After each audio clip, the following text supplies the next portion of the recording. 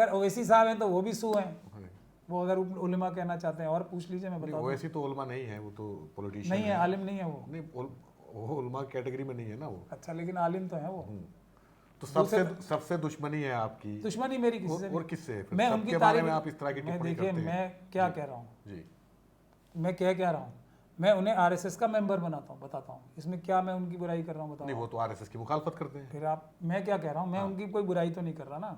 RSS हमारे देश की, अभी मोदी जी ने तो कहा है सबसे बड़ा संगठन है, मैं उन्हें देश के सबसे बड़े संगठन का मेंबर बता रहा हूँ, तो मैं उनकी तारीफ करना चाह रहा हूँ ना। नहीं, उनका अपना संगठन है, जमीयत उलमा हिंद है, देश का वो भी सबसे बड़ा संगठन है। अब वो एक सिस्टर कंसर्न है। ये तो और आपने अच्छी बात बता दी। आरएसएस तो ऐसा बताती है ना कि उसके 1 लाख से ज्यादा संगठन है। तो उन्होंने जो संगठन उनके नहीं बनाए हुए हैं, उन्होंने भी उनको अडॉप्ट करना शुरू कर दिया है। तो जमीयत उलमा हिंद, जमात इस्लामी और ये सब जितने भी संगठन है हमारे, ये सब उनके सिस्टर कंसर्न्स बन के उनके मेंबर बन चुके हैं। आप ये जमीयत उलमा हिंद पे, यानी जिस संगठन ने आज़ादी की लड़ाई में हिस्सा लिया, जिसके नेता जेलों में रहे, उसके संगठन के बारे में आप कह रहे हैं कि ये आरएसएस का संगठन है।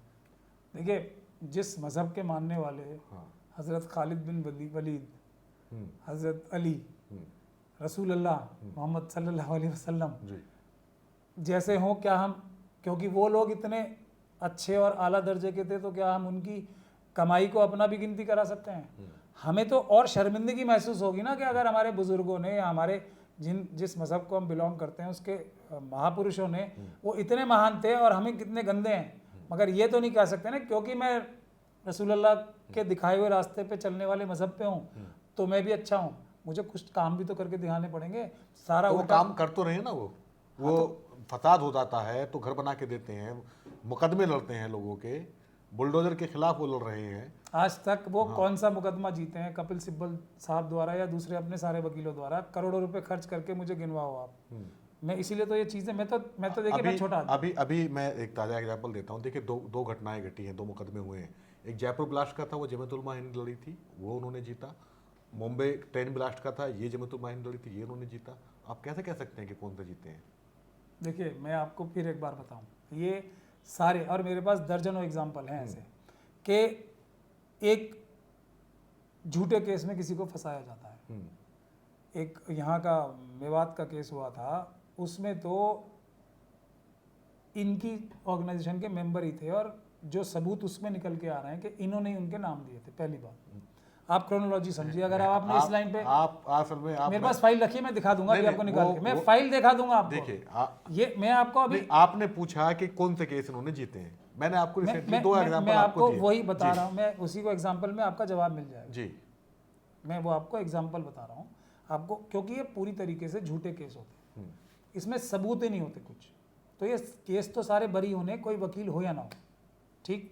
पहली बात ये, इनका क्या काम होता है जो मैं आपको बता रहा हूँ। ये किसी को फंसाया गया, जो पुलिस की जो इंक्वायरी एजेंसी है या इन्वेस्टिगेटिंग ऑफिसर हैं या पुलिस के अधिकारी हैं जो बंदों को अरेस्ट करते हैं, वो ही एक वकील सजेस्ट करते हैं, वो इनका डिफेंस काउंसिल बनता है। उस डिफेंस काउंसिल को फीस कौन देता है? जमीयत उलमा हिंद। किस डिफेंस काउंसिल को? जो कि रिकमेंड किसने किया है? पुलिस के अधिकारियों ने, जिन्होंने अरेस्ट किया। मैं आपको दर्जनों एग्जाम्पल, मैं ऐसे नहीं बोल रहा हूँ ये सब बातें, और ये सब बातें मेरा बोलना मजबूरी और फर्ज है।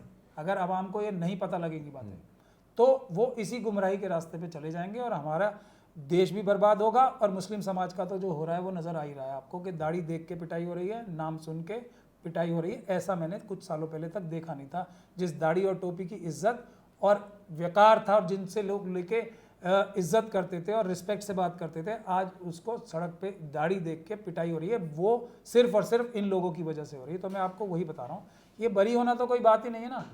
बरी बावजूद इनके रिप्रेजेंटेशन करने के हो गए, ये बड़ी बात है। अब मैं बाबरी मस्जिद का केस दिखा रहा हूँ, ट्रिपल तलाक का केस बता रहा हूँ। ये वफ का केस तो इन्होंने ऑलमोस्ट ऐलान कर दिया था ना, हम जीत गए। अगर मैं प्रेस कॉन्फ्रेंस करके ना बताऊं तो ये हारे हैं। ये तो ऐलान करते हैं ना। हो सकता है जल्दबाजी में हो गया हो। नहीं, बाबरी मस्जिद तो जल्दबाजी में नहीं बताया था ना अरशद बदनी साहब ने कि हम जीत गए केस। तो बाबरी मस्जिद है नहीं, एक्सेप्ट किया है उन्होंने उस चीज को, लेकिन वो ये भी तो कह रहे हैं ना साथ साथ के हम मानेंगे कि मस्जिद ही थी ये। नहीं, वो मानते रहे तो ये जामा मस्जिद भी मान लेंगे। वो जामा मस्जिद का दूसरी बात, आप जो बात कह रहे हैं कि उन्होंने एक्सेप्ट कर लिया, अब हार गए वो, ये तो चंद्रचूड़ साहब क्या कर गए हैं। अभी उन्होंने इंटरव्यू में कहा आपने कि वहाँ पर गलत था मंदिर तोड़कर मस्जिद बनाया जाना। तो जब चीफ जस्टिस जिस देश का ये कह रहा हो, जो चीफ जस्टिस रहा शख्स, उसमें फिर क्या अरशद मदनी और क्या महमूद पराचा, फिर तो आपको हारना तय है। हारना तय है, लेकिन काम तो आसान नहीं करोगे आप। बुनियादी बात यह है, क्या बाबरी मस्जिद का केस, देखिए मौलाना वली रहमानी साहब ने मुझे पर्सनल लॉ बोर्ड का मेंबर ही क्यों बनवाया था या बनाया था बाबरी मस्जिद केस में, क्योंकि वो ये कहते थे कि मैं आउट ऑफ बॉक्स सोच के कोई ना कोई रास्ता निकालता हूँ। तो मुझे तो पर्सनल लॉ बोर्ड के सारे लोगों ने मिल के बाबरी मस्जिद की फाइल तक ना देखने दी। इन लोगों ने क्या स्टेटस को एंटे, मैंने भरी कानपुर की मीटिंग में भरी जनरल बॉडी में बोला था कि आप जब तक स्टेटस को एंटे की लड़ाई लड़ ही नहीं रहे हो, आप 100% केस हारने की तरफ खुद जानबूझ के जा रहे हो। यानी कि एक मस्जिद टूट गई, तो अगर आपका घर टूट जाए, सपोजिंग किसी ने जबरदस्ती तोड़ दिया, अभी ये बुलडोजर वाले एक्शन में भी सुप्रीम कोर्ट ने बोला ना, कई केसेस में जाके बना के दोगे पहले और मुआवजा भी दोगे, तो आप ये एप्लीकेशन ही नहीं लगाओगे स्टेटस को एंटे की और वो केस जीतोगे आप, कैसे हारेंगे ये जानबूझ। और उसके बाद जो के मोहम्मद ने जो झूठी रिपोर्ट बना के दी थी, उस पर क्रॉस एग्जामिनेशन ही नहीं करोगे, और उसी को बुनियाद बना के जो भी सुप्रीम कोर्ट की इस जजमेंट ने बुनियाद बनाई है वो इसी की वजह से बनाई, के मोहम्मद की वजह से, और स्टेटस को एंटे आपने कभी आर्ग्यू ही नहीं किया। अच्छा, आप मुझे ये बताइए कि एक मस्जिद, 3 मस्जिदों में से एक मस्जिद ऐसी है जिसमें सबसे ज़्यादा प्रॉब्लम क्रिएट करने की कोशिश आरएसएस और बीजेपी कर रही है, वो है मथुरा की मस्जिद। 17 पार्टीज हैं ना, बाबरी मस्जिद में 17 पार्टीज थी, 5 ही सूट थे कुल, ना ज्ञान व्यापी में थी। वो क्यों बची हुई है अल्लाह के हुक्म से, ये बताओ मुझे आप, क्या फ़र्क है? कुछ तो वजह होगी उसकी। अभी अब उसमें वकील और सिस्टम इनका नहीं है, ये वजह है। अब मैं वो नहीं बताना चाहता कौन कर रहा है। आपको भी तो हायर किया था ना जमीयत उलमा हिंद ने, मौलाना अरशद मदनी ने, आप भी तो उनके वकील रहे हैं। पहले तो इस मस्जिद का सुन लो आप, मथुरा का वकील कौन है ये पूछोगे तो आपको वजह पता लगेगी। जी बताइए कौन वकील है? जो आपके सामने बैठा है। ठीक है, 17 पार्टीज को भी रोक के हमने अब तक रखा हुआ है ना। मैं ये नहीं कह रहा कि जजेस वही करेंगे जो उसमें नहीं किया, लेकिन यहाँ कम से कम कोशिश तो हो रही है, सहयोग तो नहीं हो रहा। मुझे वकील किया था, देखिए एक काजमी साहब का केस हुआ था, याद है आपको? जी याद है, इजरायली एम्बेसी बॉम्ब ब्लास्ट का केस। मैं तो ये, और मैं अपना इसको गुनाह मानता हूँ। वो दोस्त भी हैं आपके? दोस्त वो मेरे बाद में बने जी, अच्छा। और वो एक करबला का जो अहमद पटेल साहब जगह का कब्जा करना चाह रहे थे, उसके सिलसिले में वो, क्योंकि वो उस कैंपेन में किसी को नहीं छोड़ते हैं प्राचा मैं साहब, थोड़ी, ये तो सब रिकॉर्डेड, सबके किरदार पे आप ऐसी काले उछालते हैं। मैं नहीं उछालता। आप बताइए, आप तो खुद जमीयत उलमा हिंद के वकील थे, थे या नहीं थे? मैं अर्ज कर रहा हूँ ना, हाँ, जमीयत उलमा हिंद का वकील मौलाना अरशद मदनी का जो संगठन है, कभी नहीं था मैं इनका वकील, नहीं थे। हालांकि ये मुझे बनाना चाहते थे और मैं बन भी जाता उस वक्त। मैं वजह बता रहा हूँ ना आपको, मैं वही हिस्ट्री बता रहा हूँ, और जो मैं बोलता हूँ उसके सबूत होते हैं ना। मैं बगैर सबूत के तो अहमद पटेल साहब का नाम नहीं लूंगा, तो उसके भी सबूत हैं। आप जो सबूत कहोगे, एक दिन आना आप डिटेल में इसी बात पे इंटरव्यू करना, मैं आपको सब फाइलें दिखा के, सबूत दिखा के बताऊंगा कि मैं किसी का नाम, मुझे क्या अरशद मदनी साहब की जगह पे जाके बैठना है, मेरी क्या लड़ाई है उनसे, कोई नहीं। मैं तो खुद, मैं बता रहा हूँ ना, मैं तो इस बात के लिए शर्मिंदा हूँ कि मैं इन सब चीज़ों के बारे में नहीं जानता था। काजमी साहब क्योंकि उस एजिटेशन में थे, तो उनको मैं जानता था कि ये ऐसा काम कर ही नहीं सकते थे। और जिस दिन ये ब्लास्ट हुआ, उस दिन वो प्रोटेस्ट में थे मौलाना कल्बे जवाद साहब के, और उनके साथ AICC के बाहर, जिस टाइम पे ये ब्लास्ट हुआ। तो मुझे ये पता था ये बेगुनाह है। तब मैंने पहला केस ये लिया आफ्टर बहुत लंबे टाइम के बाद। तब तक मैं इंटरनेशनल लॉ में था, मैं शुरू में तो मैंने खैर क्रिमिनल लॉ की वकालत की थी, तो ये बहुत सालों बाद पहला क्रिमिनल केस मैंने लिया। अब UAPA में कोई बेल ही नहीं होती थी, और वो भी दुनिया के सबसे बड़े केस में उस समय के, बेल 5 महीने में हो जाए, तो मैं ओवरनाइट स्टार बन गया था। और ये लोग मेरे पास आए, आप तो पता नहीं क्या क्या बोलते थे मुझे उस टाइम, तो कि आप सलाउद्दीन अयूबी हो और हमारे नए, और पता नहीं क्या क्या आपको बोलते थे। हाँ मुझे, अब मुझे ये थोड़ी पता था ये धोखाधड़ी करके RSS ने मेरे ऊपर प्लांट कराए। ये सब आके ये बड़ी अपनी 50-50 हज़ार की गैदरिंग में, ये सब मुझे ले जाके इस तरीके से नवाजते थे। आपसे कोई सवाल कर लीजिए, आपका जवाब RSS पे होता है या उलमाओं पे होता है? मुझे उस समय तो नहीं पता था ना, मैंने उलमाओं, अब मैं अपने आप को गुनहगार मानता था, क्योंकि हम उस हिसाब से मज़हब का जो अरकान है उसको पालन नहीं करते थे। मैं अपने आप को यही गुनहगार मानता था। और ये काजमी साहब के केस के बाद सैकड़ों केस मेरे पास आए पूरे मुल्क से, क्योंकि उस वक्त बहुत बड़ा हंगामा हो गया था कि बेल कैसे हो गई UAPA में, और वो भी ऐसे केस में। तो ये सैकड़ों नौजवानों के जब मेरे पास केस आए, तो तब ये लोग सारे के सारे, मेरे डिफेंस कॉलोनी में ऑफिस था, वहाँ पे आके मेरे पास बैठ के कि आप हमारे साथ रहो, आप तो हमारे खालिद बिन वलीद और पता नहीं क्या क्या मुझे बोलते थे। और इतने बड़े बड़े लोगों का नाम मैं कह रहा हूँ, मौलाना मैं तो आप गुनहगार हूँ, और मैंने इनकी आंखें बंद करके बात मानी।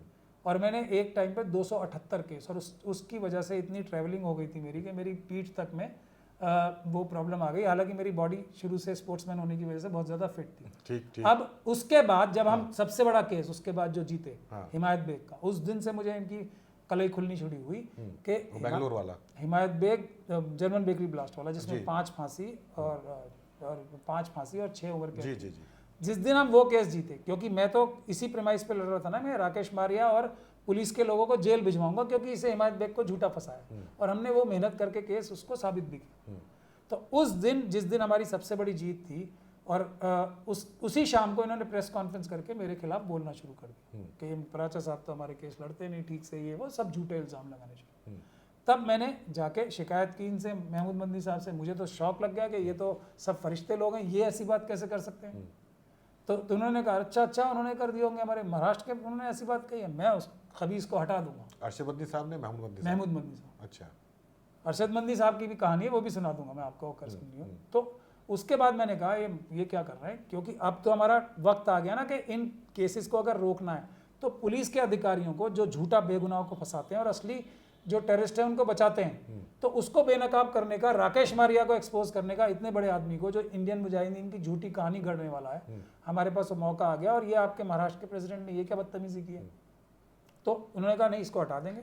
और ये जो यहाँ पर हैं इनके जो अभी वकील भी हैं और इनके पीए जो हैं, क्या नाम है इनका, तो उनको कहा कि इसको हटा दो और ये करो। फिर मैंने 1 हफ्ता गुजरा, मैंने फिर याद दिलाया, महीना गुजरा, 1 साल गुजर गया, 2 साल गुजर गए, 3 साल गुजर गए, जब नहीं हटाया तब मैंने परेशान होकर, यही एक पैरेलल कहानी अरशद मदनी साहब की, तब मुझे इन पे शक होना शुरू किया, ये कर क्या रहे हैं। फिर मैंने इनसे यहाँ तक बात की, मौलाना आपकी कोई सीडी तो नहीं बनी हुई जो आप ये सब हरकतें कर रहे हो, मतलब क्यों कर रहे हो आप ये सब, आपको किसी झूठे केस में फंसाया, मेरी जिम्मेदारी है, अगर आपकी सीडी भी बनी होगी कोई तो मैं उसको झूठी साबित करूँगा। लेकिन आप ये सब काम मत करो, आप लड़ो खुल के, क्योंकि वो वक्त आ रहा है जब पूरी मुस्लिम कम्युनिटी को ये आरएसएस और बीजेपी के लोग तबाह बर्बाद कर देंगे। तो आप कम से कम ये काम मत करो। मैंने इनको आरएसएस बीजेपी के लोग तबाह बर्बाद कर देंगे, अच्छे दर्जनों मैंने इनको एग्जांपल दिए कि आपके वकील ये कर रहे हैं, इस केस में ये किया, इस केस में ये किया, इस केस में ये किया। आप चूंकि पर्सनल हो रहे हैं तो मैं भी एक पर्सनल सवाल पूछता हूँ। सिराज पराचा साहब आपके क्या लगते हैं? वालिद। वो किस पार्टी में रहे? वो भारतीय जनता पार्टी के और जो बनाने वाले बानी मेंबर्स में। ठीक। और दिल्ली में क्या क्या क्या रहे हैं वो बहुत सारे, मैं तो कह रहा हूँ बनाने वालों में से सिकंदर बख्त साहब के साथ वो बनाने में रहे बीजेपी को। हाँ, तो आपको बताइए, आप वालिद साहब सही थे, सही पार्टी में थे, आप सही जगह हैं। आप जो आरएसएस बीजेपी पे इल्जाम लगा देते हैं, देखिए फिर वक्त के लूट के वक्त के चेयरमैन रहे थे वो भी, ठीक बिल्कुल रहे। तो आप जो जिस तरीके से आप उलमाओं को घेर रहे हैं, हाँ? इन्हें आरएसएस का मेंबर बता रहे थे, तो आपके तो वालिद साहब खुद आरएसएस बीजेपी में रहे हैं। बस ये हो गई ना बात जी। अगर मेरे वालिद साहब भी उसमें रहे तो मैं वालिद साहब के साथ नहीं रहा हूँ। हाँ। किस एज से, ये तो आप जानेंगे। बस अब यही बता रहा हूँ ना जी। मैं 14-15 साल की उम्र से अपने घर के साथ नहीं रहूँ, अपने वालिद साहब के साथ। 2002 के बाद उन्होंने ये बात मुझसे तस्लीम की। 2002 के गुजरात दंगल, तुम सही थे और मैं गलत था। अच्छा। तब उन्होंने भारतीय जनता पार्टी छोड़ी। लेकिन मैं जब अपने वालिदे बुजुर्गवार, जो कि जिनकी मैं बहुत ज़्यादा इज्जत करता था, क्योंकि वो एक बहुत ही, अब मुझे ये बात कहनी नहीं चाहिए, उस तरीके से ईमानदार थे, और वो इस गलत फहमी में थे कि हम अंदर रह के इन लोगों का जहर कुछ कम कर सकते हैं। वो गलत फहमी उनकी 2002 में दूर हो गई और उन्होंने मुझसे कहा कि तुम सही थे और मैं गलत था। जहर दूर नहीं कर पाए वो? कर ही लिया ना जहर दूर। 2002 में हो गया था जहर दूर।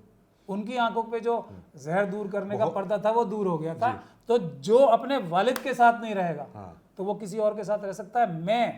मैंने इनको बचपन से देखा है। मैं दिल्ली यूनिवर्सिटी में पॉलिटिक्स करके आया हूँ।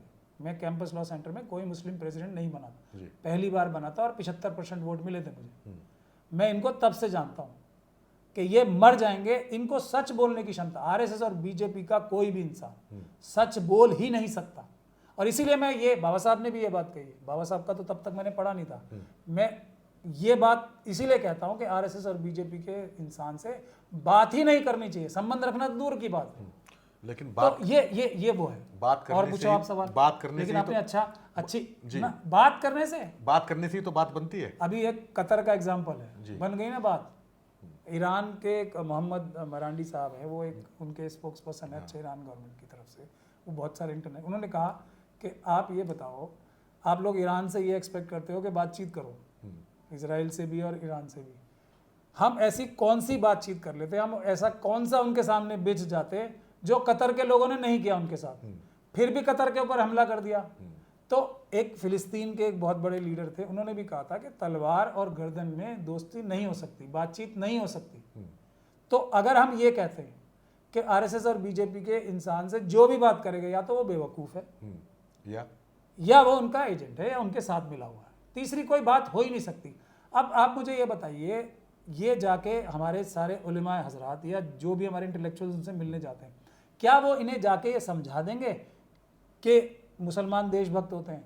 उन्हें हमसे ज़्यादा पता है कि मुसलमान देशभक्त होते हैं, हमसे ज़्यादा उन्हें पता है हमारे मज़हब के बारे में। उन्होंने दर्जनों लोग बिठा के हमारी सब एक्टिविटीज़ को डीपली स्टडी किया, जितना शायद हम लोगों ने भी नहीं किया होगा। उनको जाके हम ये समझा देंगे कि हम कोई गलत काम नहीं कर रहे, जिन्हें पता ही है, जिन्हें साध्वी प्रज्ञान सिंह ठाकुर के केस कराए हैं, जिन्होंने एक के बाद एक सारे काम कराए हैं, अपने ही जो उलेमा सू हैं और जो मुसलमान जैसे राष्ट्रीय मुस्लिम मंच जैसे जो मुस्लिम जो ये लोग अपने मेंबर्स बनाते हैं, उनसे जो गलत बातें करवाते हैं और उसका फिर इल्ज़ाम मुसलमानों के ऊपर डालते हैं, उनको जाके आप ये समझा लोगे कि हम बड़े शरीफ लोग हैं मुसलमान, हमने देश के टुकड़े नहीं कराए।